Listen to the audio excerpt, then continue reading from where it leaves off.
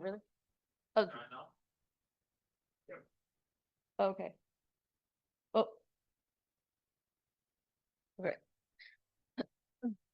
The Internet of Things, or IoT, refers to the growing network of interconnected devices that sense, process, and communicate data.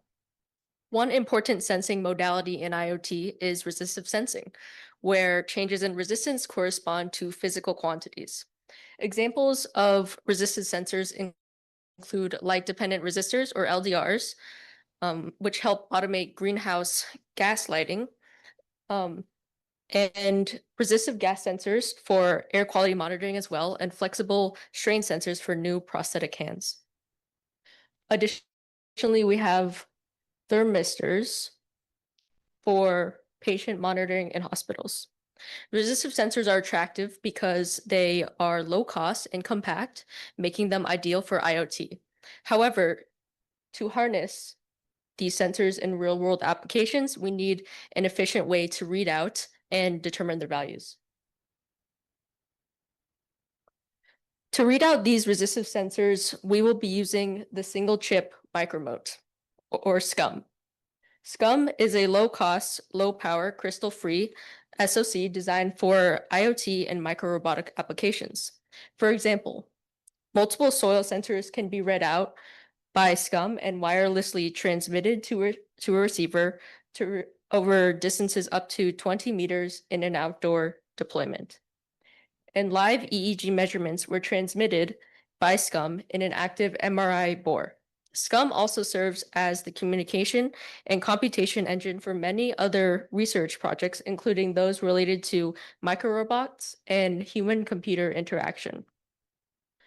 We selected SCUM for time constant estimation because of its versatility in IoT applications and ease of integration.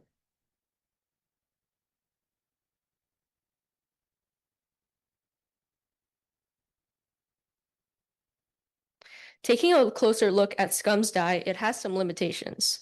SCUM features an ARM Cortex and an M0 microprocessor with no floating point support and no fast multiplier. In addition, it only has 64 kilobytes of data each and a 10-bit ADC, which has multiple shortcomings due to its low cost, low power constraints. More specifically, it has a standard deviation of at least five least significant bits, and a reference voltage that varies between 1.2 and 1.3 volts among chips. In addition, the ADC has a non-zero offset where a 0-volt input does not correspond to a output of 0 LSBs. While these limitations are severe on SCUM, most low-power microcontrollers face similar issues. We compensated for SCUM's computation and memory limitations in various ways. To compensate for SCUM's limited on-chip memory, for each time constant estimate, we limited the number of ADC samples to 5,000. And the natural log is evaluated using the Newton-Raphson method to find the roots of the equation e to the y minus x. And exponentials are evaluated using a 20-term Taylor series approximation. To address the lack of floating point support, we've performed calculations using Q44.20 fixed point integers, where there are 44 bits to represent the integer part of the number and 22 bits to represent the fractional part. Even with these compensations, SCUM's limitations render prior resistive sensor readout methods impractical. For example, one prior method is a simple voltage divider to determine the resistance of resistive sensors such as LDRs. However, SCUM lacks stable voltage references and features an ADC with a noise of about 5 LSBs. And so in this setting, voltage dividers and threshold-based time extraction suffer from significant inaccuracies due to ADC noise and supply variations.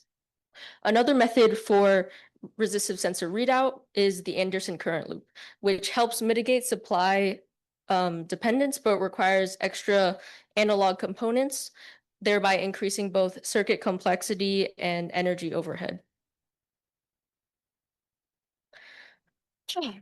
So our goal is not just to read out the value of a resistive sensor, but to also do so in a way that is low cost, low power, and minimizes external circuitry. To achieve this, we use a simple resistor capacitor setup where a capacitor of known capacitance is placed in parallel with a thermistor that we want to measure. The top node is connected to SCUM, which charges the capacitor via its GPIO and then measures the decaying voltage with its ADC. The key property of the circuit is that the time constant tau is equal to R times C and is independent of the supply voltage. Thus, the resistance of the thermistor is simply tau divided by C.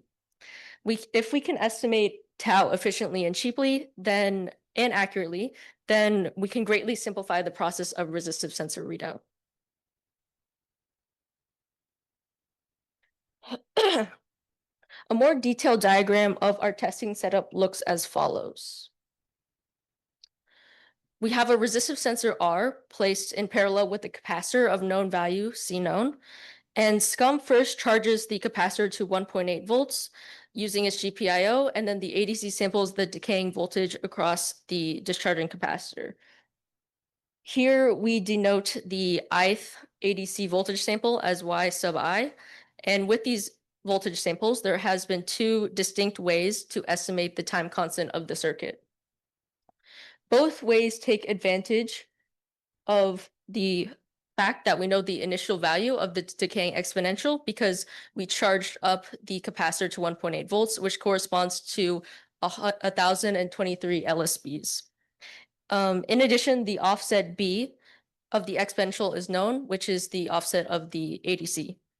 If we take the natural log of both sides, then we get a linear relationship. From here, we can do a linear regression where we fit a line to the data, giving equal importance or weight to each sample. Or we can do a weighted linear regression where we fit a line once again to the data, but the weight of the kth sample is given by the following equation. In this case, earlier samples are given higher weight since they have a lower variance in log space, and later samples are weighted less because they're dominated by noise. In practice, the linear regression is very sensitive to noise though, and the weighted regression takes much computation to calculate these weights. So that's where the matrix pencil method comes in. It's a more robust way to achieve the same goal. From the collected ADC samples Yi, we construct the Hankel matrix, capital Y, where this averages information across multiple overlapping windows of the signal, and noise tends to cancel out while the true exponential structure is reinforced. We compute only the V matrix from the singular value decomposition of Y and use the eigenvalue of the related matrix product to determine the time constant tau, which allows us to read the resistance of the sensor. The matrix pencil method is much more robust than the regressions because it uses a Hankel matrix, like I mentioned before, to leverage SVD and filter out noise. So more quantitatively, the following graph compares the mean absolute error of the three time constant estimation methods. For reference, the dotted line in black is 5% of the expected or nominal time constant.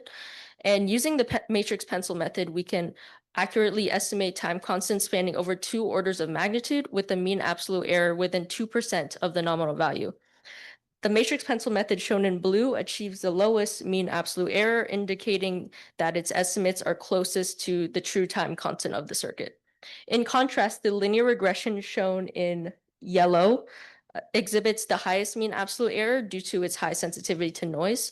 The fastest estimable time constant is limited by the ADC sampling rate, while the slowest estimable time constant is limited by the 5,000 sample limit per computation that we set in the beginning to compensate for SCUM's limited memory capacity.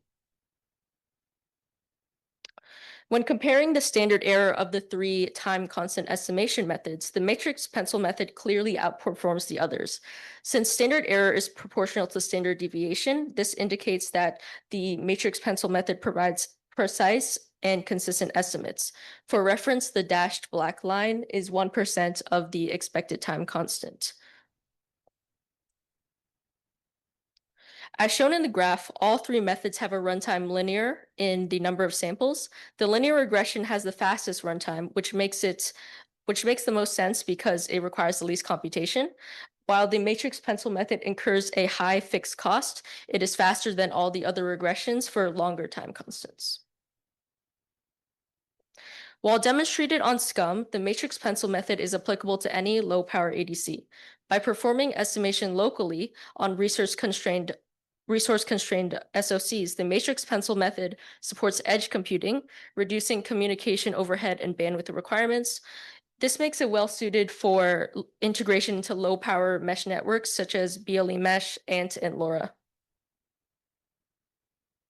In the future, we plan to explore deep sleep modes with and optimize wake-up times using SCUM's 32 kilohertz timer to further reduce power consumption.